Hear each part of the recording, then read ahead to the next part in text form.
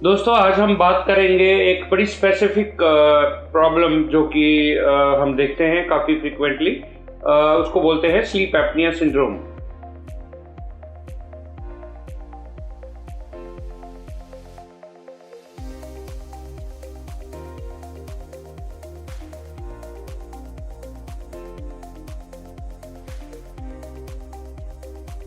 Sleep apnoea basically का मतलब है कि सोते हुए आपका या मरीज का सांस रुकता है बीच बीच में, और ये कंटिन्यू करता रहता है सारी रात। पूरी स्लीप के दौरान बीच बीच में सांस रुकता है और उससे उनको नींद जो है वो पूरी डीप स्लीप नहीं रहती। तो इसको स्लीप एप्निया सिंड्रोम बोलते हैं। इसके तीन टाइप्स हैं आई वुड से। और सबसे इम्पोर्टेंट जो हमारे पॉइंट ऑफ व्यू से, ईएनटी पॉइंट ऑफ व्यू से है, वो है ऑब्स्ट्रक्टिव स्लीप एप्निया सिंड्रोम। तो जो बाकी दो टाइप्स के स्लीप एप्निया सिंड्रोम्स हैं वो है सेंट्रल स्लीप एप्निया सिंड्रोम और एक होता है मिक्स्ड। सेंट्रल जो होता है उसका कॉज जो है वो हमें ब्रेन का कोई इशू होता है, ब्रेन की कोई प्रॉब्लम के कारण सेंट्रल एप्निया होते हैं। और मिक्स्ड होता है जिसमें दोनों टाइप का होता है। पर हम जो ज़्यादातर देखते हैं अपनी क्लिनिकल प्रैक्टिस में वो है ऑब्स्ट्रक्टिव स्लीप एप्निया सिंड्रोम। अब इसमें आपको हम बता देते हैं कि मोटे मोटे सिम्टम्स क्या होते हैं। Very common in this patient is obesity. All this patients are mostly obese which have and they are grossly overweight. और उनके कारण उनका जब वो सोते हैं उनका ब्रीदिंग बंद होता है, नाक बंद रहता है, गले में बहुत ज़्यादा टिश्यू होता है और उनका ब्रीदिंग का पैसेज टाइट होता है। तो इसीलिए इनको ऑब्स्ट्रक्टिव स्लीप एप्निया सिंड्रोम हम बोलते हैं। ऑब्स्ट्रक्शन जो होती है वो इनके ब्रीदिंग पैसेज में कहीं ना कहीं होती है, जो कि हमें ढूंढनी होती है। इन लोगों को इन पेशेंट्स की जो सिम्टम है वो है लाउड स्नोरिंग, जो कि डिस्टर्ब करती है फैमिली लाइफ को, आपके घर वालों को, इवन अप टू नेबर्स। इतना लाउड स्नोरिंग रहता है, इनको हीरोइक स्नोरिंग बोलते हैं। इन पेशेंट्स को हम देखते हैं रात भर ये साइड चेंज करते हैं, रेस्टलेस होते हैं, लेग्स रेस्टलेस रहती है। और थर्ड सिम्टम जो सबसे इम्पॉर्टेंट है कि इन पेशेंट्स को डे टाइम स्लीपीनेस रहती है। ये दिन में भी सोने का टेंडेंसी रहता है, कहीं बैठते हैं वहाँ नींद आ जाती है, सो जाते हैं। और so much so that while driving कई पेशेंट्स को रेड लाइट्स पे नींद आती है। और हमने देखा है जो को सीवियर प्रॉब्लम है वो लोगों के एक्सीडेंट भी होते हैं। और रोड एक्सीडेंट, खासकर हाईवेज पे जहाँ पर बोरिंग जर्नी है, तो they can fall sleep and then hit the or meet with an accident. इसलिए ये पेशेंट्स को हम सीरियसली लेते हैं और इनको इन्वेस्टिगेट करते हैं। सबसे इम्पोर्टेंट इन्वेस्टिगेशन इन पेशेंट्स में है कि to locate the cause of obstruction। और many times more than 50 to 60% patients में there is a problem, obstructive problem the nose का में काफ़ी टाइप्स के प्रॉब्लम हो सकते हैं, जिसमें पॉलिप्स होता है, ट्यूमर होते हैं, बोन डिविएशन है, एलर्जिक चेंजेस हैं, नाक बंद रहता है पेशेंट्स का। उस कारण ये one of the important cause है ऑब्स्ट्रक्शन का। Second cause of obstruction in this patient is a very thick, bulky tissue inside the throat, which includes palate। इन लोगों के जो तालू या पैलेट होते हैं वो काफ़ी फ्लैशी, थिक होते हैं।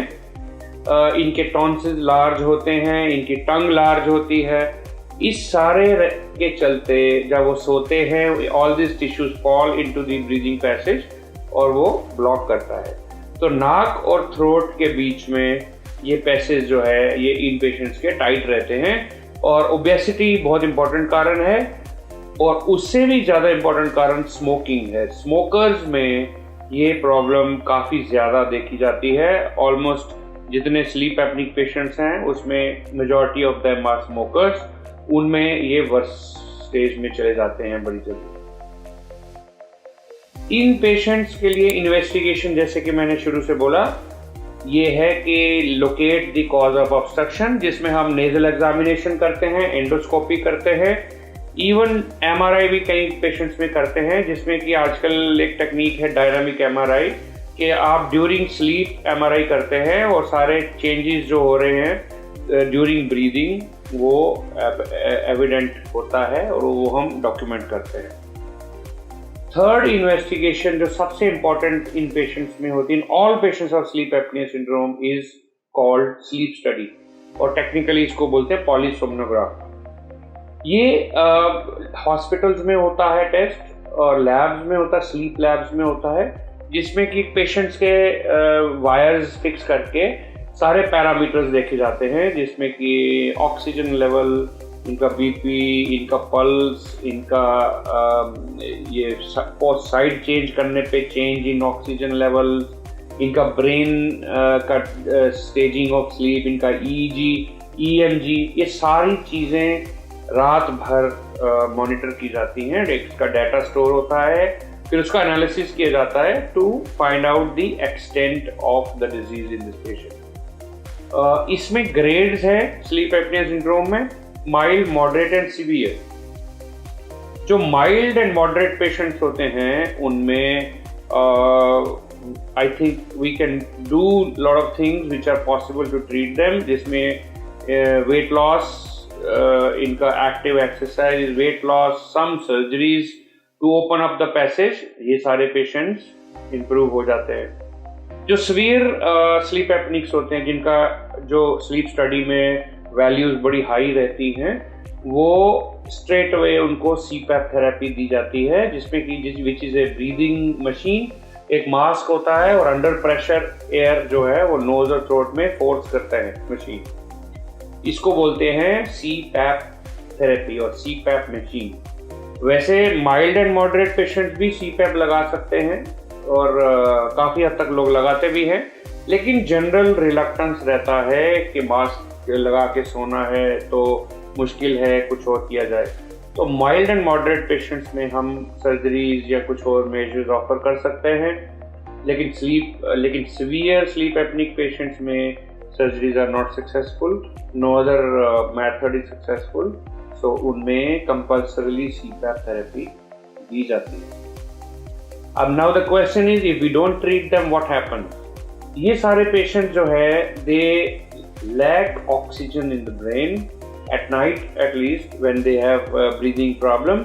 ये जब सांस रुकता है तो इनका ऑक्सीजन लेवल कम होता है, जब ब्रेन को ऑक्सीजन कम मिलता है तो ब्रेन जाग जाता है, हालांकि बॉडी सोई रहती है but brain is awake. So low oxygen brain awakening causes these patients to pump more blood. There is more pressure on the heart to work, and ये सारे patients को cardiac problems ultimately हो जाती हैं। BP का problem रहेगा, heart blocks हो सकते हैं, कार्डियक अरेस्ट भी होती है इन कई पेशेंट्स में, क्योंकि because the workload on the heart is much more than what it is used to.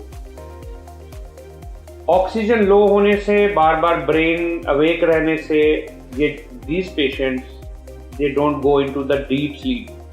If you know that the total body relaxation, body mind relaxation and muscle relaxation के लिए deep sleep में जाना जरूरी है, which is stage 3, stage 4 sleep, which we know on the sleep study जो हम करते हैं, उससे हमें पता चलता है कि ये patient most of the time किस stage of sleep में रहा थ्रू आउट। सो ये सारे पेशेंट जिनको सीवियर प्रॉब्लम है या मॉडरेट प्रॉब्लम है, ये स्टेज 3-4 में नहीं जाते हैं। सो ये अवेक रहते, इनका माइंड, ब्रेन अवेक रहता है, that is the cause of day time sleepiness. तो डे टाइम स्लीपीनेस जो दिन में जहाँ बैठते हैं लोग सोने लगते हैं पेशेंट, जहाँ रेड लाइट्स पे भी सो जाते हैं, गाड़ी चलाते चलाते सो जाते हैं, इसका कारण यही है कि लो ऑक्सीजन में ये सोते हैं रात को, बिकॉज सांस बंद होता है, ब्रेन अवेक रहता है। सो ये हमारा हो गया sleep apnoea syndrome, obstructive sleep apnoea syndrome in adults. एक another entity, important entity is the sleep apnoea syndrome in children. And ये जो प्रॉब्लम है, ज़्यादा मोस्ट कॉमन प्रॉब्लम बच्चों में ये होती है because of enlarge adenoid and tonsils, जिनको एक्सेसिव टॉन्सिल्स और एक्सेसिव एडिनॉइड साइज रहता है।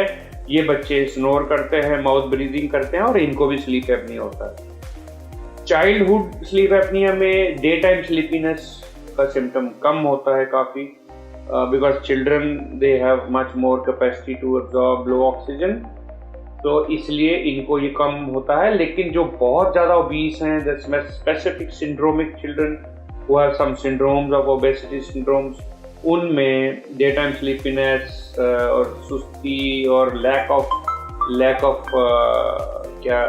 ऑफ अटेंशन ये देखी जाती है। इन पेशेंट्स को ट्रीट करने का तरीका भी यही सर्जिकल ऑप्शन रहता है मोस्टली।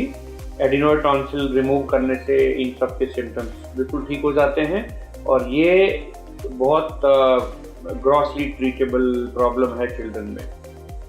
कुछ subset of children are there who have congenital structural abnormalities of jaws, जिनका जॉ अंदर रहता है, या कुछ कंजेनिटल एब्नॉर्मलिटी है फेस पे जिसके कारण इनका ब्रीदिंग पैसेज कम होता है। Those children require specific surgeries by oromaxillary and plastic surgeons. इनके breathing passage को खोला जाता है।